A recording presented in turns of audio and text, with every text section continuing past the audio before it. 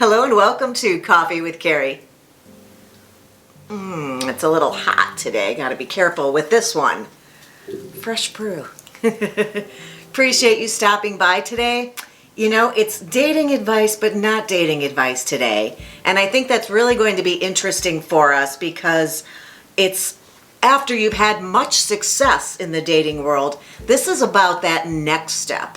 What happens once you've decided this is your person? Ta-da, all that time and effort that you've put into being your best self in the dating world has brought you to the point where you've connected with somebody very special and you're thinking about whatever that next step is, whether for you that's living together or getting married. Let's just say getting married. Maybe we're doing that again. Are you doing that again? You found someone fantastic and this feels really healthy and you're in the right place. Two whole people with their own individual lives have somehow found one another and decided that they want to share the rest from this point forward. How super fantastic is that? We're not going to make any of the same mistakes that we've made the first time around, maybe if you've already done this, or in your last long-term relationship, or even in some of the shorter-term relationships you might have had.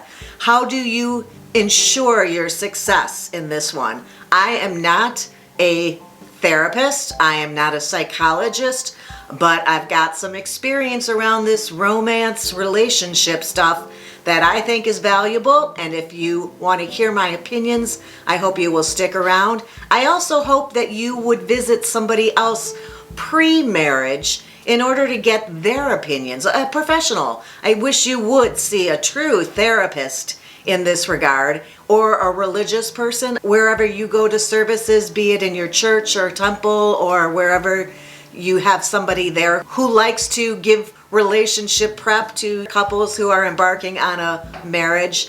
I encourage you to do that. Why not set yourself up for the success that you deserve? If you want to be a part of this conversation, stick around. That's what we're talking about right now. Money, bills, shopping, spending, saving, retiring. Finances are one area that it makes it a lot easier on the journey if you've already had the conversation about expectations and shared your thoughts and opinions on this matter ahead of time. So that's what we're going to be talking about today. Things that are going to set you up for success. Conversations that you're going to want to have to make sure that you are on the same page so that you can avoid any type of disagreements, disappointments, or miscommunications once you've already tied the knot or exchanged keys. It's truly amazing how differently different people feel about money.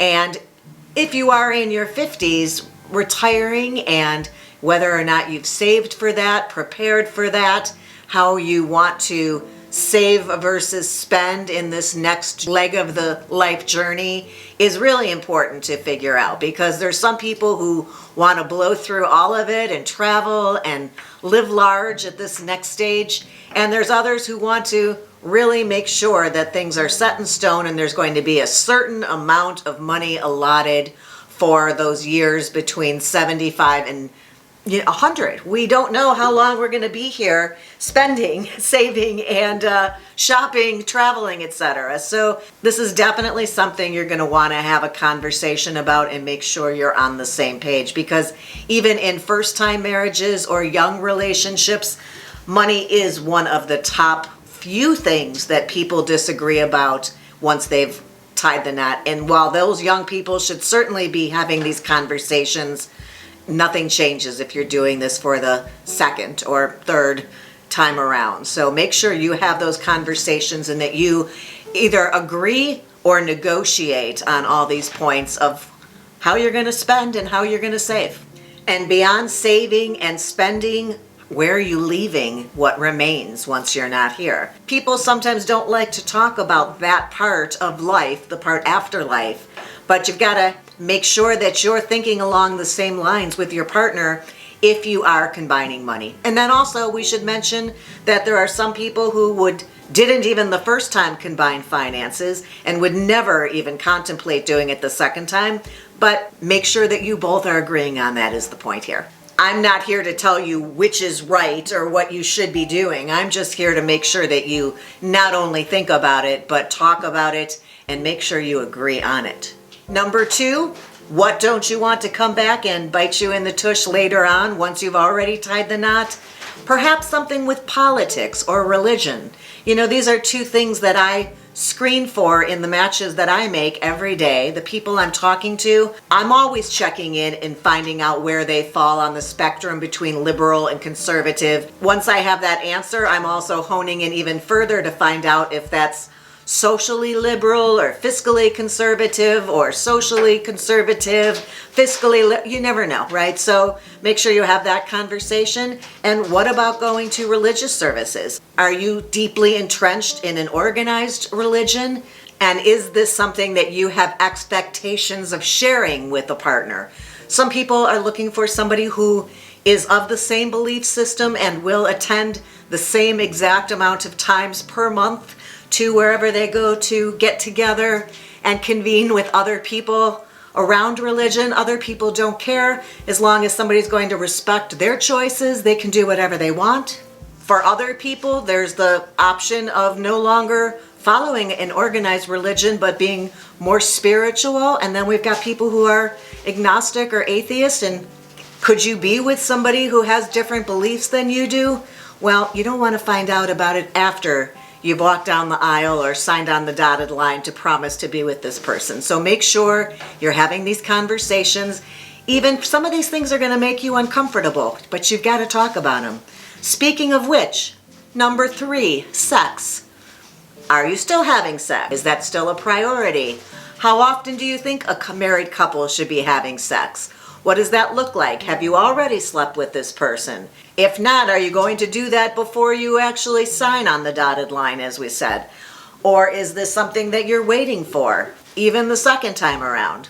Everybody chooses to do things differently, and I'm not here to judge, nor should you be judging anybody else's choices around these things. But if this is going to be your partner, you certainly want to make sure that you agree so that nobody ends up disappointed and you don't want to have to go through this all again. If you've found somebody amazing, I'm just saying that you should make sure that you're looking at these things from the same perspective and at least negotiating so that you can come to an agreement so that you don't end up separating and ending up back on the dating market when that's really not something that you want. But I will say it's better to end up there now than after you've already moved in with this person and had the keys made and made room in a closet or bought a new place together. These conversations, whether they're comfortable or not, they just need to be had to ensure success in this next stage. Number 4, the division of labor. Is it going to be a standard male-female setup of the typical male chores will be done by one person and the more traditionally feminine chores of cooking and cleaning are going to be done by the other? Some people are still dividing labor in that way. If you're not living together yet, maybe you've noticed a pattern or you've noticed that you're falling into old patterns. Maybe that's not even what you want once you actually are living that day to day. So a conversation about these things. I mean, for instance, I know that emptying the dishwasher, while typically a chore I may have had because I was doing the cooking and very often cleaning up after the cooking and after the meal, it was something I really didn't enjoy at all. It was a pet peeve of mine having to empty the dishwasher. So I think that was kind of negotiated very early on that I hate this. Somebody else please step up and do this. Oh, it's going to be you, the other person I'm living with. So what are those things for you? There's no rules around this stuff. You get to decide for yourself in a new couple who's going to handle all these different things, and handling it ahead of time is going to serve you well. What about parenting and expectations around family? Do you have kids? How often do these kids come to see you? How often will you be visiting the kids? Do you have kids in college? Are you going to parents' weekends? Are you going to each have kids in college, or are you going to go separately? What about the holidays? Will you be inviting everybody all at once to your place? Do they have to go separately? You don't want to have a conversation about this while you're shopping for turkey next Thanksgiving. You just want to make sure kids coming home from college, where are they staying? How many bedrooms are we going to have? How long can people come and stay? What if somebody moves back home after school? Are we open to that? Will we have space for them? Parents, what about aging parents? Family is the second one that really comes up in first-time marriages as a sticking point and one of the top 3 things that people fight about. Actually, it's money, sex, and family. So I think we've covered all 3 of them. And those problems and disagreements and misunderstandings don't go away just because this isn't the first time you're partnering with somebody. So talk about it. Number 6, how are you going to spend your free time? When you're dating, you're often having to pick somebody up and you're going to do something. What about when you're both waking up every single weekend at the same place? What about when you're planning your vacation time to coincide with one another's? Is it a staycation? Where are you going to go? How long are you going to stay? What kind of a trip are you going to take? Is it going to be a beach vacation or a touring vacation? Are you a person who wants all of your time scheduled on a trip, or do you want a lot of downtime and to be a little bit more spontaneous? So traveling is within this conversation as well. Maybe you've taken a trip together and you found out it works really great. If it was sort of awkward and somebody felt like their needs for how to spend a vacation weren't being met, before you go again, maybe you need to sit down with a little glass of wine and a pen and paper and hash out the details, or make sure that you take 2 different types of trips every year, or you spend part of your trip traveling one person's way and split the difference. What about your Sundays? How are you going to spend a Sunday? Do you sleep in late? When they get up in the morning, do they want it to be quiet for an hour? Do they want to have the news on for an hour? Do they work out first thing in the morning? Do they wake up all chipper and ready, rip-roaring, ready to go? Or do they need some alone time in order to come to themselves? Is Saturday a day that they like to make plans and book tickets and go do stuff? Or is it a day they want to get chores done and clean the house? These are all types of things that you may very well know the answers to these, and they may be aligning just perfectly. But if you don't know, or they're not, don't wait to talk about it until later. Number 7, I mentioned retiring as part of that conversation around money and finances. But what's the plan for retiring? If you are in your 50s, like so many people who stop by here, and your partner's either is in their 50s or 60s, how many more years do we plan on working? When are you going to take your retirement? Are you going to work part-time or cut it out? What are you going to do to fill that time? Do you still want to stay in the same state where you're currently living? Or have you always had dreams or hopes of being somewhere warmer maybe? Or somewhere more in touch with nature? Everybody's different, so don't have expectations that somebody else is thinking exactly like you are about any of these things, because you would be amazed and surprised, and you know when you don't want to be amazed and surprised? After you've married somebody. Number 8, a while back there was a conversation, I think it was with a candidate for one of my clients, and he had a big long list of things that he asked people prior to a first date, and one of them was about somebody's medications that they may be on. And I thought that was a little bold to be asking somebody that before you even decide whether you want to meet them for a cup of coffee or a glass of wine. I thought it was a little too forward, too much information too soon, TMI. And I think with some things, people have to earn the right to know things about us. It's not something that you dump on the table for a first date. Perhaps it's something you want to share once you know this person a little better, once they've earned the right to know more private things about you. And I think medications or health issues may fall into that category for some people, up to each individual to decide that for themselves.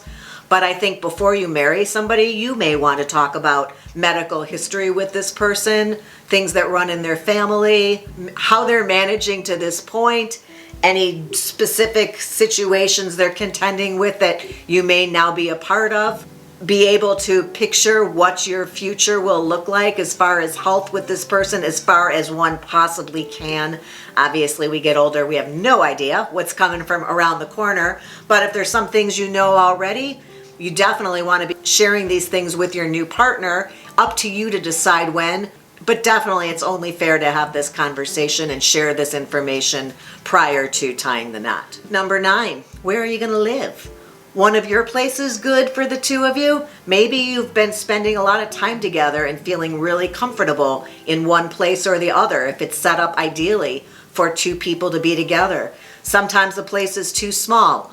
You know, a one-bedroom place where the kids, when they came to visit, would just crash on the sofa, but now that there's two of you, maybe somebody doesn't want to sleep on the sofa in a house with two adults, a couple in the house. So do you need to get a whole new place? Combining furniture, combining life is tricky. This is a conversation you're going to want to have.